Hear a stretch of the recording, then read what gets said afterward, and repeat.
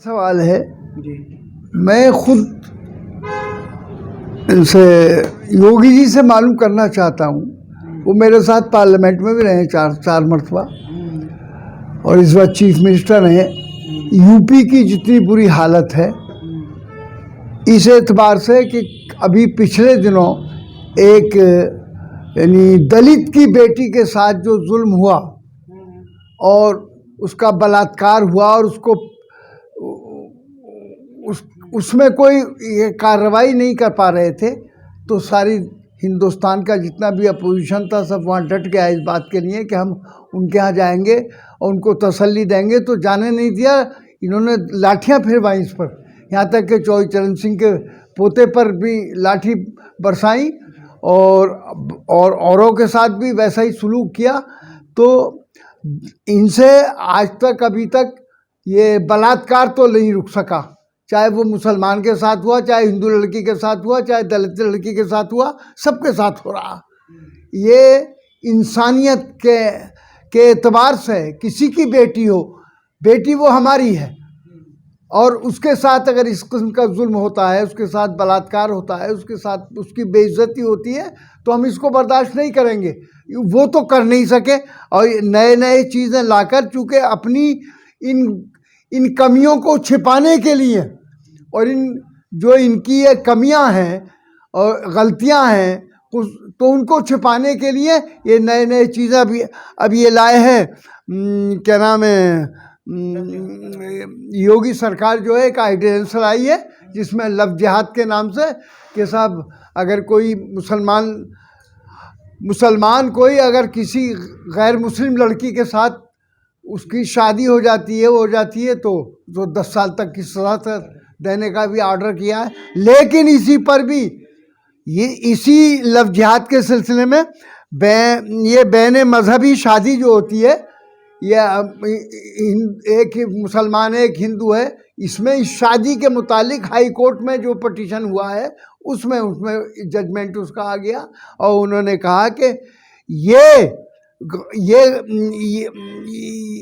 जुर्म नहीं है बिल्कुल। ये इसमें मजहबी कानूनी एतबार से भी आज़ादी है हर आदमी को। अगर दो आदमी अपनी ज़िंदगी बनाने के लिए एक दूसरे से मुत्तफिक हैं और राज़ी हैं और वो होते हैं तो वो कर सकते हैं। तो हाई कोर्ट हमारा सुप्रीम कोर्ट ही कह रिया, लेकिन ये अब इन्होंने इसके बावजूद भी ऑर्डिनेंस पास कर दिया अपने यहाँ को बुलाकर। तो क्या जैसे कि हम लोगों के ख़िलाफ़ ये कहते हैं कि साहब अब ये क्या कहते हैं उसको,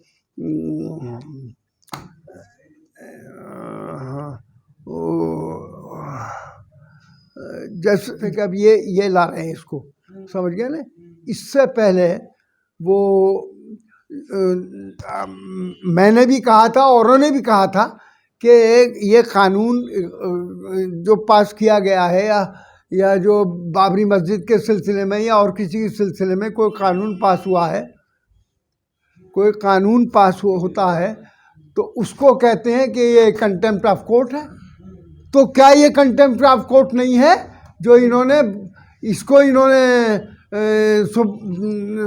सुप्रीम कोर्ट ने इसको इनको गैर कानूनी करार दे दिया, जुर्म करार कहा कि ये जुर्म नहीं है।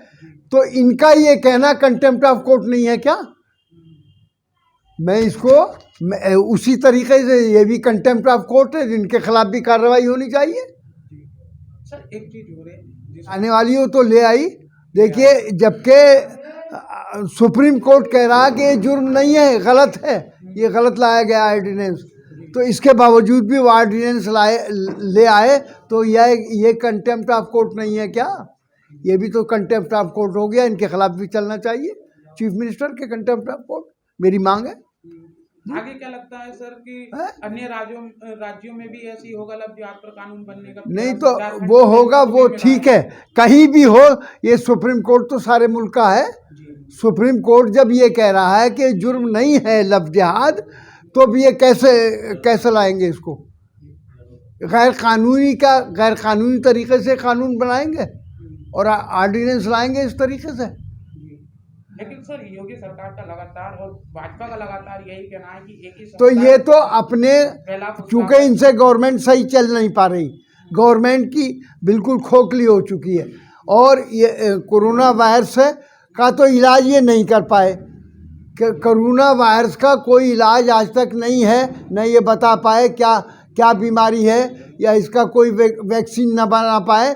तो बजाय इसके इन्होंने उन सब चीज़ों को कि इनके खिलाफ सवालात उठ रहे हैं, उसको और जितनी रेप हो रहे हैं, ये हो रहे हैं, वो हो रहे हैं, तो इन सब चीज़ों को छुपाने के लिए और दबाने के लिए ये नए नए कानून यानी मुसलमानों के ख़िलाफ़, जिससे कि मुसलमानों के ख़िलाफ़ लोग हों और हिंदू मुस्लिम चलाने के लिए ये सब कुछ कर रहे हैं।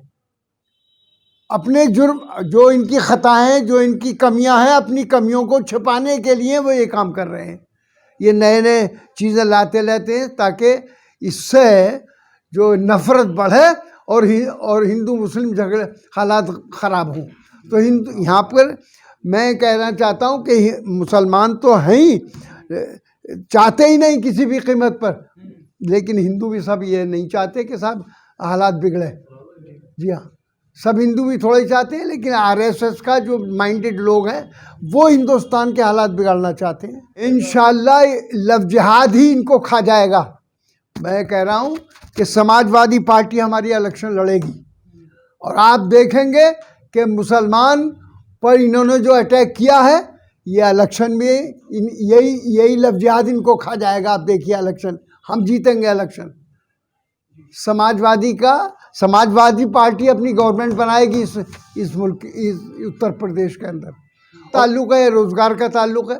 अब रोज़गार देने की बजाय छीन रहे हैं इन्होंने। सारे मुल्क से रोज़गार, लाखों आदमी बेरोज़गार कर दिया और रोज़गार छीन लिया, तो ये मुल्क को कैसे चलाएंगे?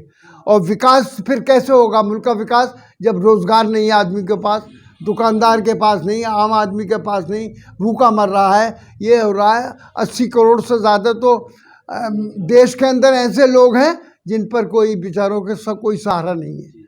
तो इन हालात में बहरहाल बीजेपी घबराई हुई है, और सेंट्रल गवर्नमेंट भी, और यही नहीं कि ये घबराए हुए हैं खुद, यानी वो हमारे मोदी जी और जितने भी गवर्नमेंट हैं, और उनका तो अब जिक्र ही बेचारों का नहीं आता। क्या नाम है, अमित शाह साहब का, उनका कहीं जिक्र नहीं आ रहा। पता नहीं ये आपस में क्या इनकी तालमेल है, कैसे हालात हैं। बहरहाल मैं कहूँगा कि यहाँ के हिंदुस्तान के अवाम को घबराने की ज़रूरत नहीं है, बल्कि आज हिंदुस्तान का अवाम ये चाहता है कि गवर्नमेंट बदली जानी चाहिए। ये अवाम की मांग है। अभी इन्होंने बिहार के अंदर भी मांग यही थी, और बदलने के हालात बिल्कुल कगार पर थे, लेकिन इन्होंने उसमें बेईमानी करके, नाइंसाफ़ी करके हालात बदल दिए और थोड़े से वोटों से हरवा दिया। जी हाँ सर, एक लास्ट सवाल है। जैसा कि आप लोग ये है, अब एक हिंदू लड़का मुस्लिम को ले जा रहा है, अभी अब मुसलमान हिंदू को ले जावे तो लव जिहाद होगा। वो लव जिहाद नहीं होगा क्या? तो वो तो सबके लिए है ना सर। हाँ, वो तो सबके लिए है, तो इससे इसमें कोई मना नहीं है। ये तो दोनों का जमान है, दोनों समझिए अपनी ज़िंदगी गुजारने के लिए उनमें तालमेल बढ़ता है और वो होता है तो कर सकते हैं। तो इसमें मुसलमानों के लव जिहाद से क्या शिकायत है? आपको क्या शिकायत है? शिकायत ये है कि ये इलीगल है बिल्कुल। ये जो कानून बना रहे हैं ये कानून गलत है बिल्कुल। हाँ, थैंक यू।